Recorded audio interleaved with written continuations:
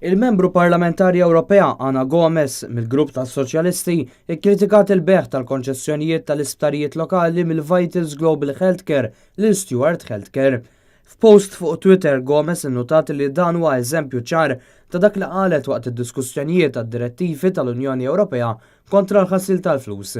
Direttivi li fost l-oħrajn jobbligaw lill-kumpaniji li jikxfu min huma s-sidien tagħhom. Dan mistenni jidħol fis-seħħ fil-bidu ta' Jannar li ġej, ftit jiem biss wara li seħħ it-trasferiment tal-isptarijiet Maltin. Waqt li wissiet lil progressivi biex joqogħdu attenti, staqsijiet kif il-Prim Ministru Joseph Muscat jippretendi li huwa soċjalist. Sadattant il-kumpanija li xtrat tlieta mill-isptarijiet ewlenin f'pajjiżna għadha m'għamlet l-ebda stqarrija uffiċjali fuq il-website tagħha. Dan kif issa ddew aktar minn 24 siegħa mindu ġiet uffiċjalizzata l-aħbar li Stewart Healthcare ħadu f'idejhom it-tmexxija ta' dawn l-isptarijiet mingħand il-Vitals Global Healthcare. Intant sal-bieraħ filgħodu l-kumpanija VGH kienet qed tgħid li għadhom għaddejjin in-negozjati.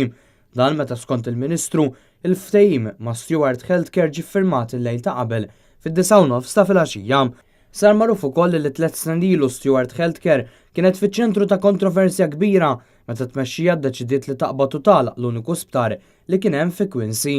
Il-belt ta' Quincy tinsab fin-nofsinhar ta' Boston u allura fil-qalba tal-istat ta' Massachusetts.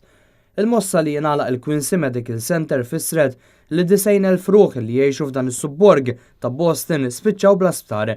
Din biss waħda mid-diversi kontroversi li ċirkondaw il-kumpanija Stewart fl-aħħar 7 snin, kumpanija li l-moħħ warajha hija d-ditta finanzjarja Cerberus Capital Management.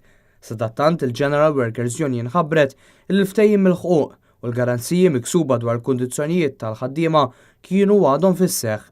Il-General Workers Union iltaqgħet ukoll mal-Ministru tas-Saħħa Chris Fern fejn iddiskutiet dawn l-aħħar żviluppi.